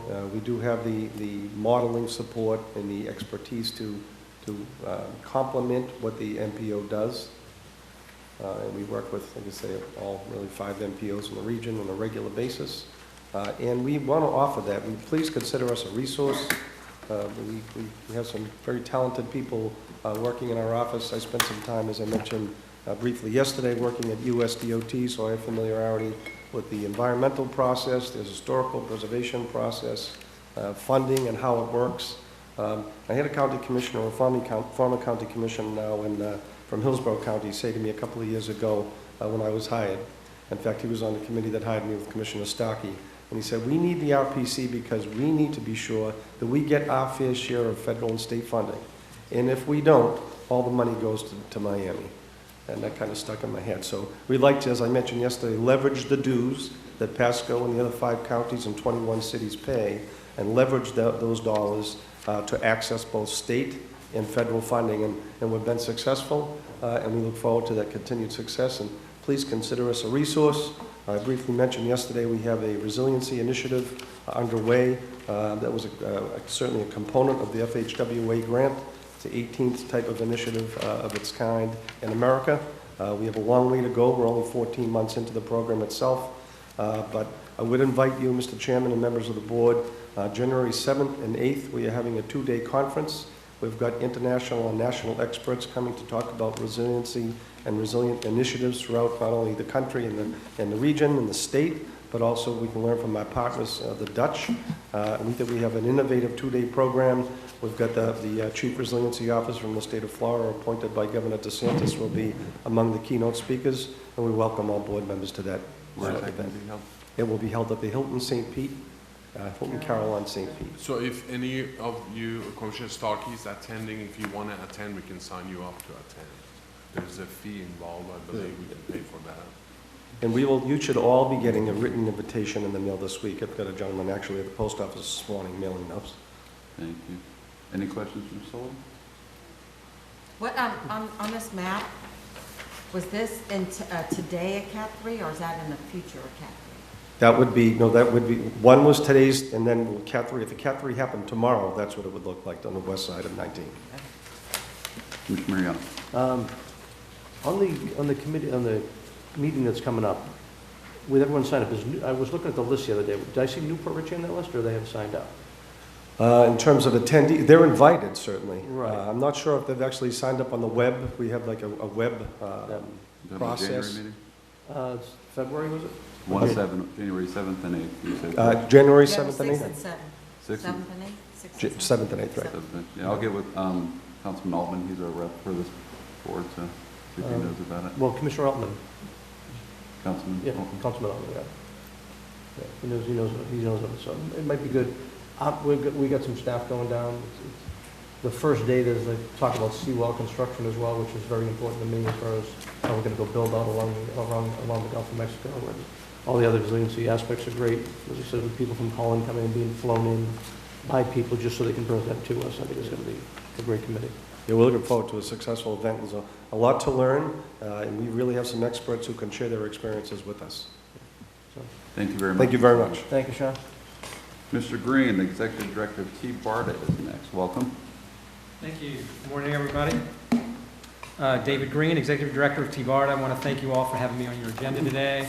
I know I've met with many of you recently to talk about our Regional Rapid Transit Project, but we're also working on several other pretty exciting things. I thought it'd be a great opportunity to talk to you a little bit more about those and about more in depth who we are and what we do. This is a presentation I typically take around the region with me, and I tend to start out with the history of T-BARTA, which I'm sure you're all very familiar with, so I'm not going to spend a lot of time here. You all know that we were set up as a transportation authority covering 7 counties, but what I find is that people tend to forget that our purpose covers improvements to both passenger and freight mobility. And another thing that's often overlooked is that T-BARTA provides commuter services throughout FDOT's District 7. This is a program that started back in 1992 under what then was known as Bay Area Commuter Services, and then shifted under T-BARTA in 2010 when those organizations merged. A lot obviously changed in 2017, but our purpose remains the same, and we continue to provide commuter services. And our major deliverable now is a regional transit development plan, which I'm going to jump into right now. The RTDP is the first ever in Tampa Bay. There are TDPs produced by the 5 transit operators, but theirs are county specific. This will be the first such plan of a regional nature. Our effort is going to integrate the efforts of the individual TDPs of our partner counties and result in a priority list of regionally significant transit projects. It'll basically tie all of the county efforts together and outline the strategic plan and investments that are required in order to implement a regional network throughout our 5-county area. Excuse me. But it really goes beyond just planning for a regional system. It's also going to identify the roles and responsibilities that T-BARTA will have as they relate to the 5 transit operators, and also the organizational structure that T-BARTA will need in order to fulfill that role. These are the basic elements of our regional TDP, which we've branded as Envision 2030, 2030 being the final year of the 10-year focus. And these are a series of tech memos that will be incorporated into the final plan. But one of the most interesting things to me involved the peer analysis, which was part of Tech Memo 2. We took a look at other successful regional transit authorities across the country to see how they were organized and to see what roles they fill in their communities. We looked at Seattle, San Diego, Phoenix, Minneapolis, Atlanta, and South Florida. And we shared the results of all that analysis with T-BARTA's board at our September board meeting. We then followed that up with a board workshop last month in order to discuss more specifically what T-BARTA will become in Tampa Bay and the roles and responsibilities that T-BARTA's board would like us to have. The key areas that we discussed during this workshop included regional coordination, policy and governance, funding, system planning, operations, and branding. And the significance of all those things is that all transit operators have some role in each of those things. And what we need to determine is more clearly where the roles of the local transit operators end and where T-BARTA's will begin and vice versa. We're almost a year into this effort, and we plan to submit a final report to FDOT and the state legislature by late spring. Another big project that we're working on, as I'm sure you all are aware, is regional BRT. I'm sure you're all familiar with this. This is that Catalyst project that came from the Regional Transit Feasibility Plan, which is a 2-year alternatives analysis that explored the feasibility of regional transit options. The RTFP basically did 3 things. Number 1, it identified the corridor as being Interstate 275 between Wesley Chapel and St. Petersburg. Secondly, it identified the mode as being highway BRT, which is very different than arterial BRT. Arterial BRT is viewed as a substitute for light rail. Highway BRT is a substitute for commuter rail. Thirdly, it considered community concerns and design questions to arrive at an overall concept that addresses both current and future needs, and then equally as important, gives us the best opportunity at receiving federal funding to actually implement the project with. We're currently in the PD&E phase and have made some great progress. One of the first things that we jumped into as we started PD&E was contacting local elected officials in order to reorient them on the project. I know there was a lot of information that was shared back during that feasibility plan, and then there was a little bit of a gap until we were able to award a contract for the PD&E work. So we wanted to get back in front of everybody to let them know where we were going with the project, and more importantly, to get input from all the elected officials in each of the 3 jurisdictions about their views on things, any concerns that they had, any preferences that they had for the project, so we can incorporate all of those things into the plan moving forward. The second thing that we jumped into was the number and location of the stations. The feasibility plan identified 21 potential locations for BRT stations, and they were placeholders. But once we looked at the project a little bit more closely, we realized that for a 41-mile corridor, for a commuter service, 21 stations is just far too many.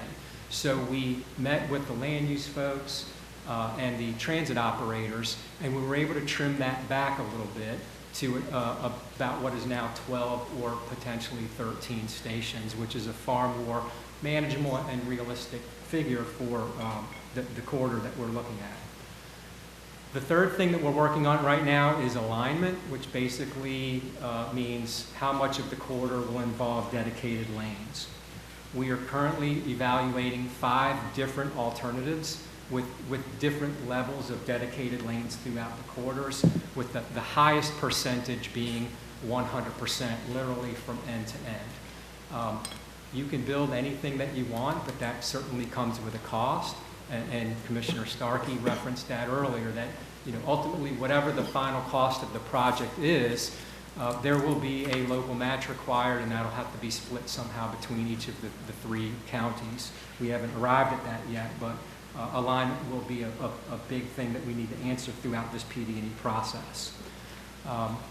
We're also working on public engagement in order to get feedback about the number of the stations, the locations of the stations, and the alignment.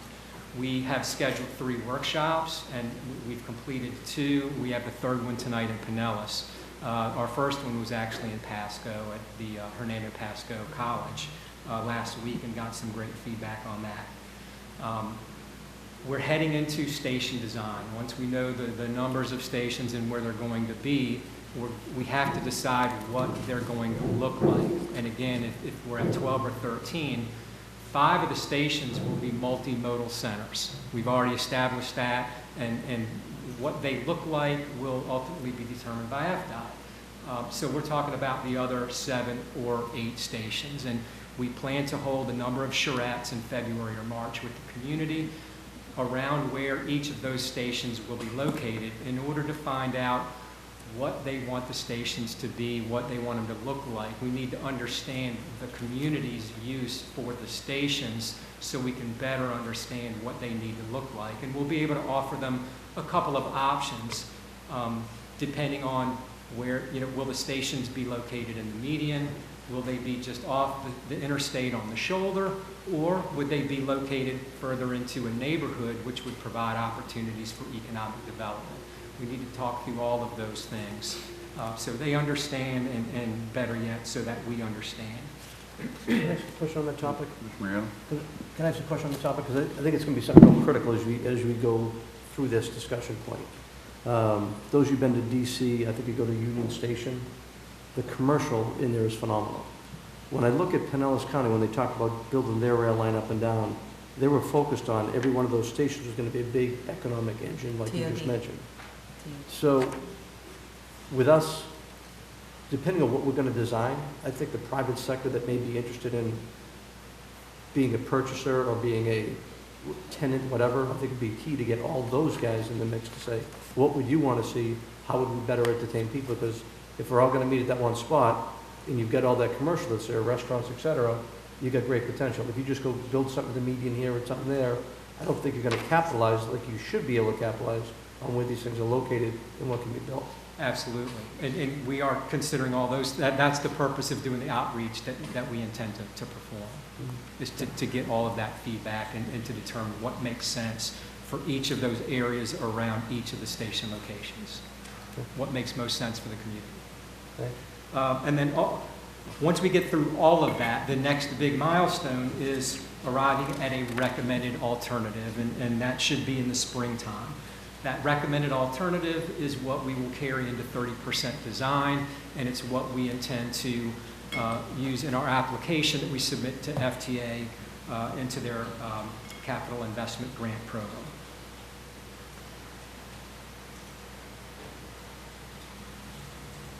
Trying to advance to the next slide. It seems to be stuck. I spent too long. Can you use the other one? Do you have that plugged in? There you go. Okay. Thank you. So as I mentioned earlier, T-BARTA also performs employer outreach through its commuter services department, which really is a great complement to our focus on transit. Unfortunately, as you all are aware, transportation projects do take some time to implement, particularly when they involve construction, but changing people's commute behavior is something that can occur much more quickly in order to reduce traffic congestion and help improve air quality. Our most successful offering is the van pool program, which is administered by Enterprise. A van pool is pretty much what it sounds like. It's a group of people who generally live around the same area, and they all commute to around the same place. The term van is generic because most of our groups rent SUVs. It really depends on the size of the group as to what vehicle best suits them. But the riders all split the monthly expenses, which include the vehicle lease, maintenance, fuel, and tolls. T-BARTA's involvement is covering the first $400 of their monthly lease as an incentive. And in many cases, employers provide those commuters with vouchers of up to $265 a month. So the employees end up with a completely free commute, and they don't have to put wear and tear on their own vehicles. We currently have 25 van pools that originate in Pasco County, and they go to places like McDill, the VA hospitals, Coleman Correctional, and the Florida National Cemetery. Those vans carried 130 riders traveling over 25,000 miles just in October alone.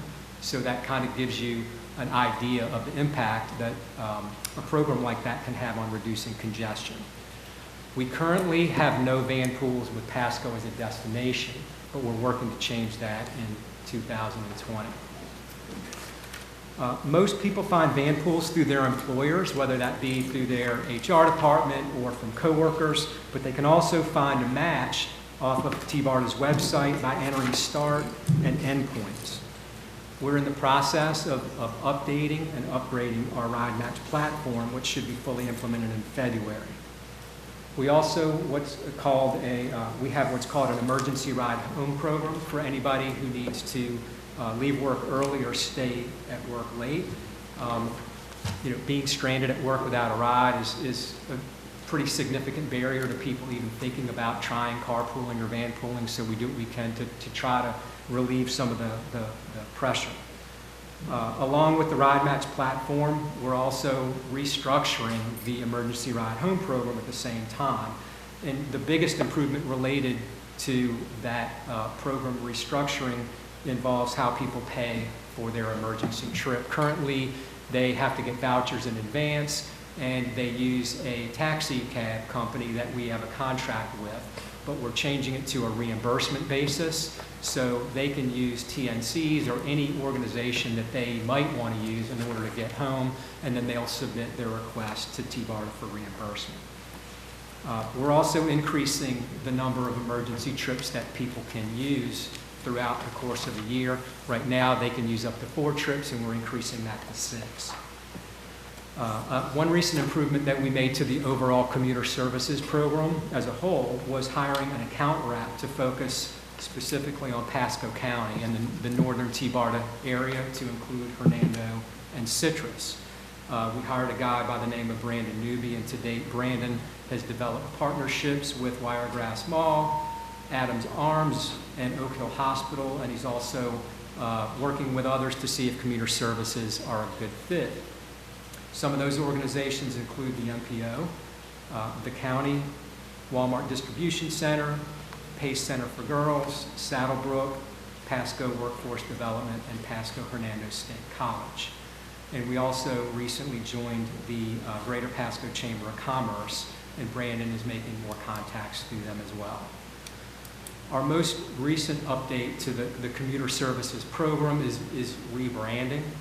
The term T-BARTA commuter services doesn't just roll off the tongue very well. We thought it might be good to come up with a better name that is more memorable to people and makes more sense. So we presented this to T-BARTA's board last week, the name Commute Tampa Bay, which is what it'll be known as now, and we plan to roll that out very shortly, probably within the next month or so. Moving forward, we're going to build off the momentum that we've built over the last year. You may have heard that T-BARTA received 2 earmarks during the last legislative session. One was for $1.5 million to cover agency operations. We also received a second earmark of $1 million to study innovative transit solutions. And we're already using part of that money on a high-level feasibility study of Hyperloop, aerial gondolas, and air taxis, and expect to have a draft report of all of those things by summer. Yes, sir. Are you going to be looking at AirTran as well? I think it's the right group. AirTran? Down in Clearwater? Oh, absolutely. Okay. Yeah, Beach-Tran, AirTran. Yeah, they need a little bit of feasibility money where they thought they could do some big things with that, so if they're included, that's great. Yeah, they attend every come to all our meetings. Oh, yeah. They're yeah, they attend every T-BARTA board meeting, and I'm sure they're going to be a presentation for T-BARTA's board at an upcoming meeting, probably this spring. So we're definitely talking about it. Okay, thank you. I attended the Florida Automated Vehicle Summit a couple of weeks ago down in Miami. That was fascinating. They had sessions on things like smart infrastructure, how to prepare for an autonomous vehicle future, VTOL, which stands for vertical takeoff and landing, which is basically air taxis, self-driving deployment. They had lots of great breakout sessions on related topics, and I expect that we'll probably do some more studies related to those sorts of things in the coming year as well. Other than that, 2020 will involve T-BARTA becoming a designated recipient through FTA, continuing to build staff, and also continuing to work with the legislature on recurring funds and any other efforts that they may want us to help them out with. Thank you, So I know that was a lot of information, but Yeah, so I just wanted to mention about I think we're calling it now vertical, okay, David, I was told what the new term is for the air taxis. VTOL, Is that it, vertical?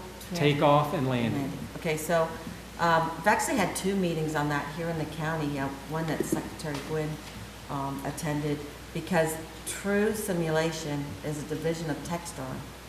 And Textron has Bell Helicopter.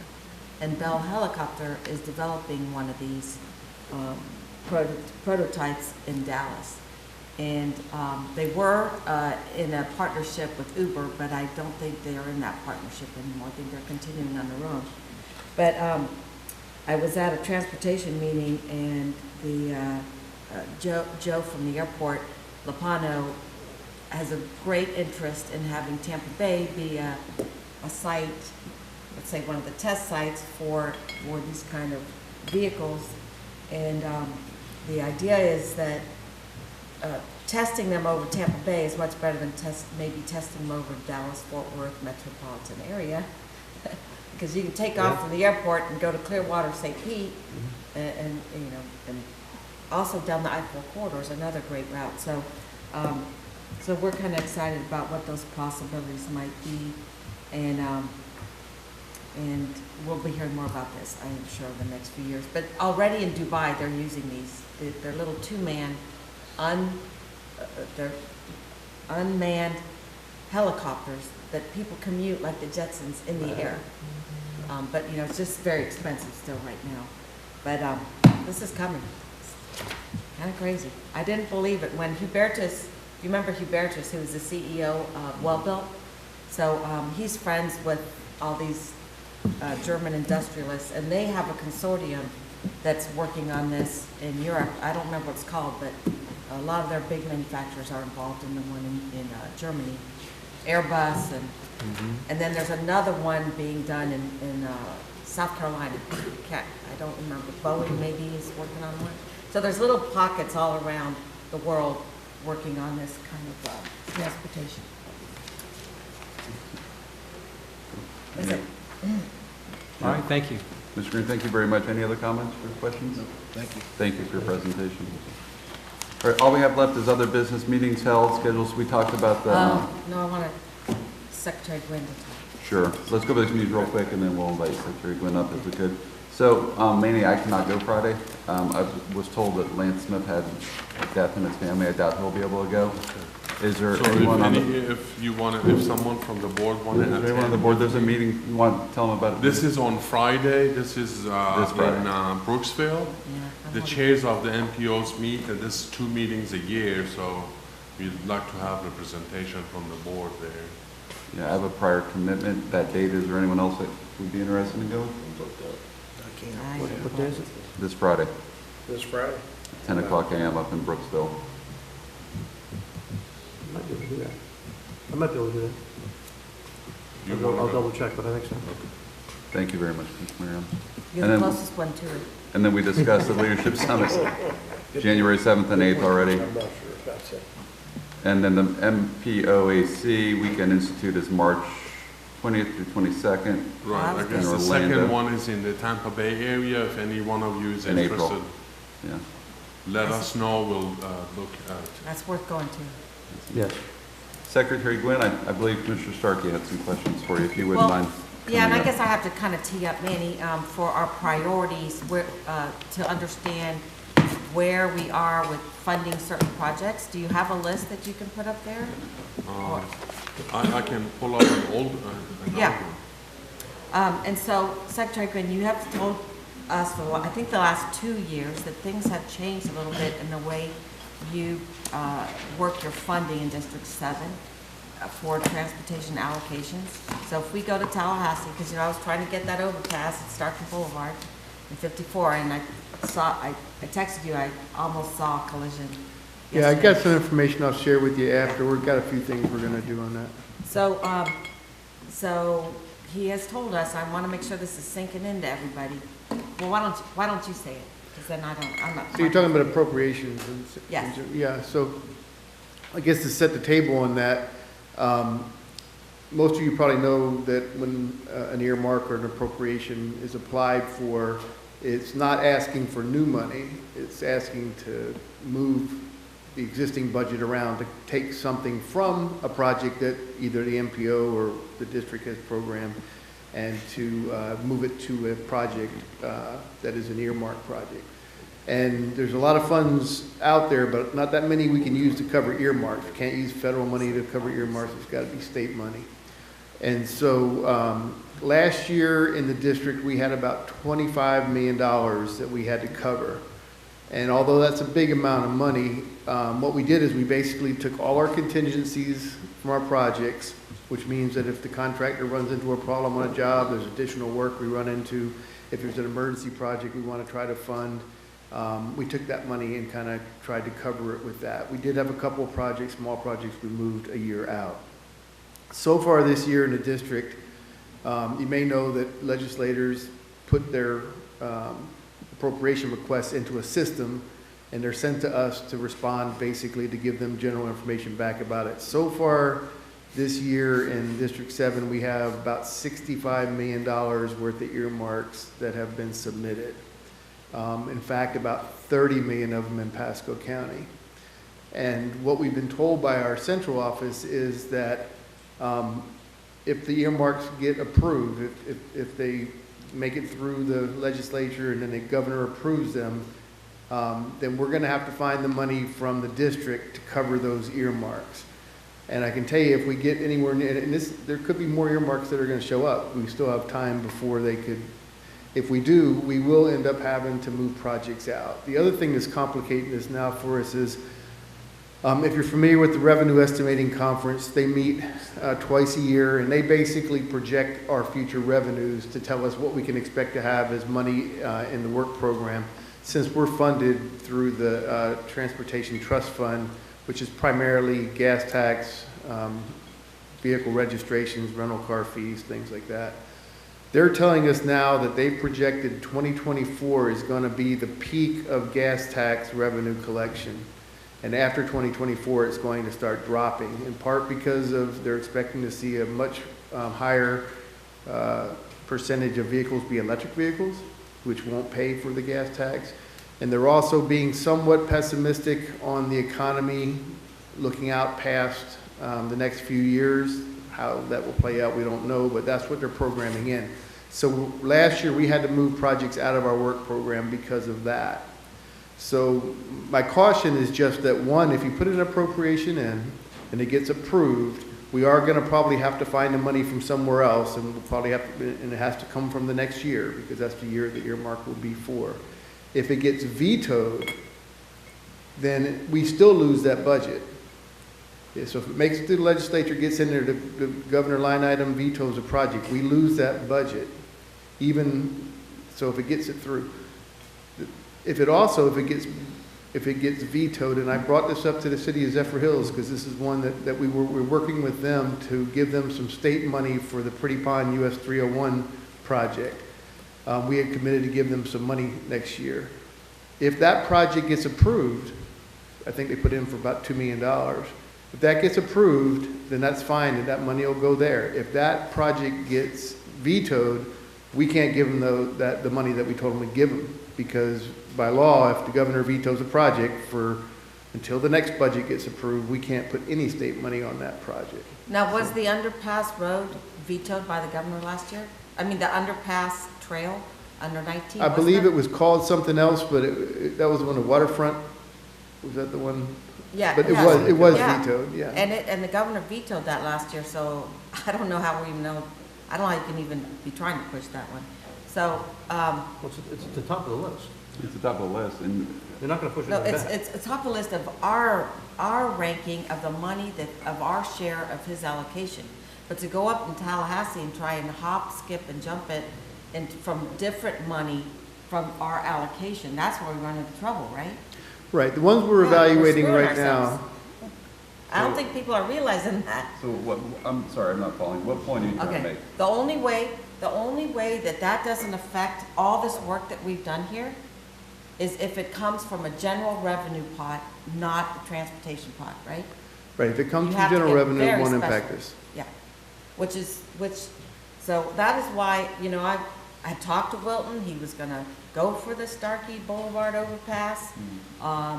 And talking with Secretary Gwynn, in pushing that, I'm hurting our whole plan and hurting the project. So I took my transportation ask out, and I'm going for a water project, because it's not a good process for us to be trying to get money this way. When you say correct? us, are you referring to the county commission, or you're referring to the MPO board? Who are you referring to? Well, this board that's This trying to board? get transportation money out of the normal process of our regular allocation. Am I right? Right, it just impacts, Yeah.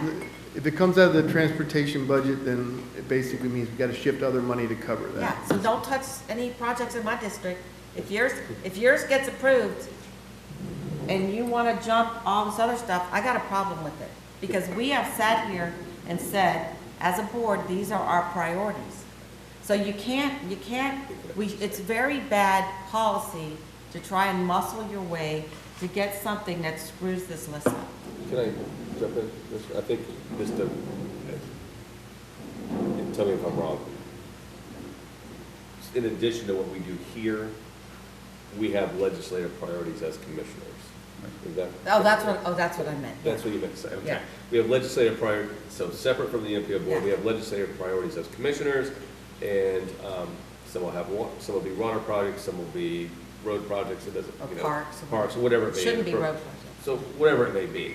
And then we go to Tallahassee and obviously lobby for those projects. So- And I think Newport Richie has your own Newport Richie's legislative. already asked for $1.8 million. And you'll have your own priority too, exactly the same. For our thing. So- transportation project? For the underpass. But you were vetoed from that last year. Why do I you do- keep I saying, think why do you that's- keep saying you? It's not my project, it's It was everyone under else's. the, well, it's a project of the MPO, but the county, It was vetoed last year because there's no feasibility study done when it was, correct? I'm not sure the exact reason for the vetoes. This year we have, I think, in Pasco County, we have about 20 million for County Line Road. I think we have 6 million for the Coochie Industrial Park infrastructure improvements. About 2.5 for Pretty Pond. I think 1.8 for Cody River.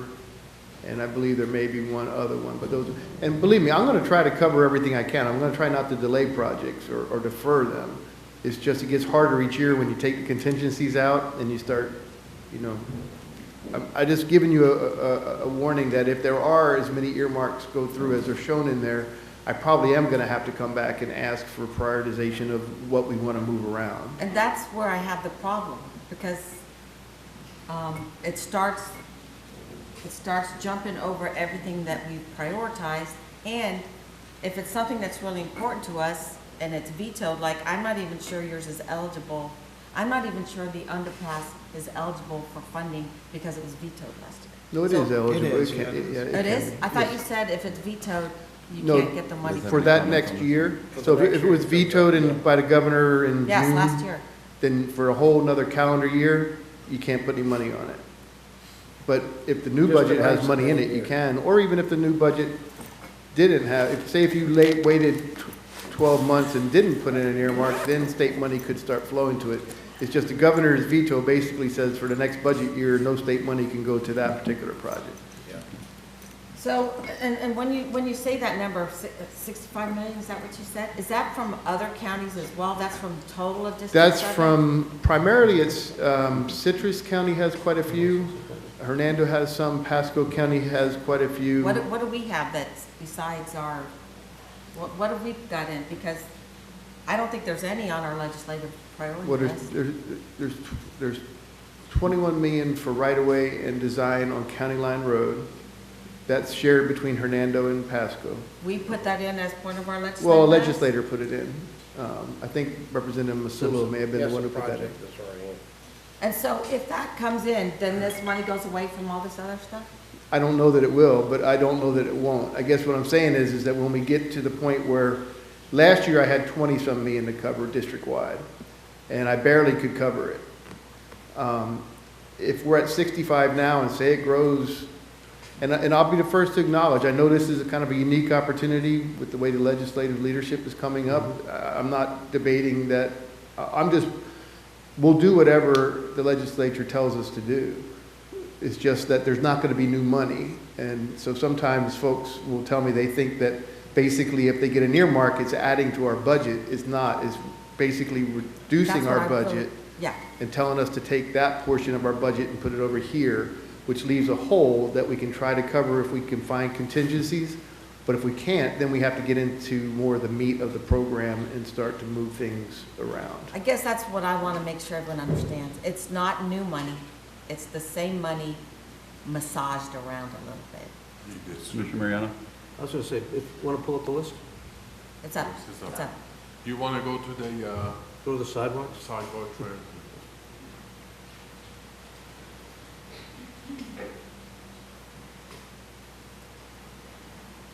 Was it there, my multimodal? Okay. You need That's to it, go that- to the one above it. I think there's. No, that's it right there. Regional ones. That's it. Yeah, but do you want the regional priorities? No, or the- that's okay. exactly right All there. right. So that's their number one anyway. No, I know, so you don't even need to ask Yeah. for money. We I have it as our didn't number ask. one. The representative wants to make sure it I'm gets just done. saying. It's actually number one on your transportation alternatives Right. Yeah. list. So if Not it gets priority fun, list, yeah. so let me ask So you, it- so if they ask and it gets vetoed, can we put your money towards this project next year? Our money? Towards Cody River? If that's our number one project and we wanna spend money on it, does We that? couldn't put state money. No, See? we could put federal money, I assume, through the, but we couldn't put state. Or penny money, correct? Penny Pasco monies, that could be used. Oh, yeah, you can always use Absolutely. local money, or But federal that's money, not it's a- just state money that Right. the veto would impact. Do we have extra penny money laying around? Commissioner No. Welch just brought up the penny money. I mean, I don't know why we keep going back to this. Months, it's been over a year. Everyone was on board with this project. People are dying along US 19. I know your overpass is important in front of Longleaf. That's very important to me as well. I'm just saying, we just had another death. We need this, so. I understand the point you're making. I'm but- saying we Yeah, can I'm not hurt debating the ourselves on merit that of the project. That is what I'm saying. We can So hurt it's- ourselves on that project. So it's number one on the list. Yeah. Is it gonna get funded if she applies for it? Does she need to apply for it, or is it just gonna get funded anyway?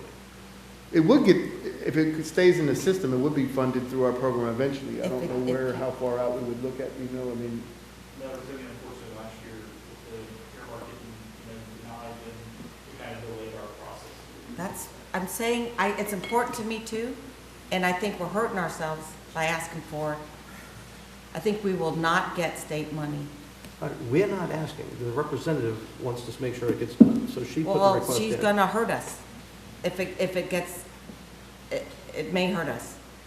Did it already hurt us? It already hurt us. well, just set it back a year, but, and again, I want to make the point that I'm not debating the merits of any of these projects. They're probably all great projects. It's just that All right, hang on. I wanted to make sure we knew that the money was not new money. The feasibility study was underway last year. It didn't slow anything down. Now it's gonna be the point where it could get done anyway. Well, that So just it's a wasn't matter of state just money. getting the funding that's all. done. It's just gonna make sure we move, the No. funding does get applied to it. Unless you Opposed get to it, not getting yeah. it. What you're not hearing him say is that if now cannot use state money. Where if we do it through the normal process, we can use state money towards it.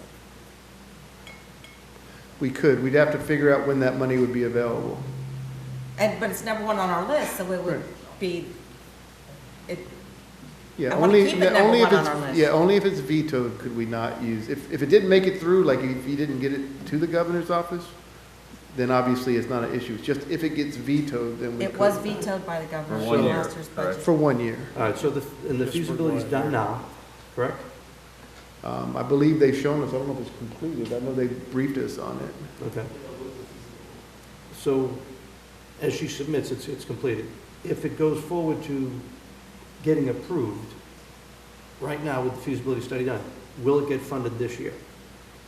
In the next fiscal year, it's not This in our current year. new, it's not in our new plan right now. All right, so if it goes through the legislative ask, does it get funded if it gets approved by the governor? Yes.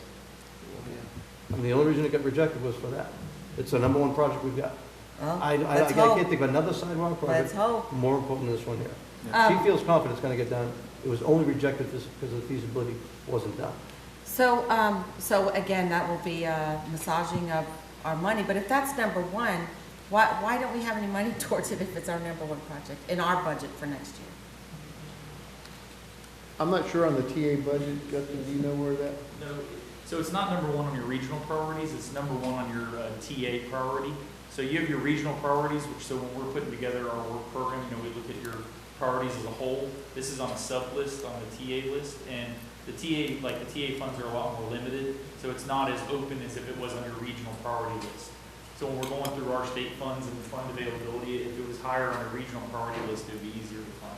And if I could, if it gets funded by the state, as we talked, if it comes to a negotiation between Catcher's Restaurant and the city of Port Richey to do a land swap instead of buying the land, we could actually save a lot of money getting this thing built. As opposed to acquiring the If right using of way. federal money, which I could do the same thing because they have the limits as far as how I can acquire right away. Right. So we could Right. actually save money on this project and get it done. I said my piece, I guess. We'll And see we, how I just that- want to how it remind falls. you, we always try to discourage earmarks, but we understand that they happen, and if they happen, then we'll work on it.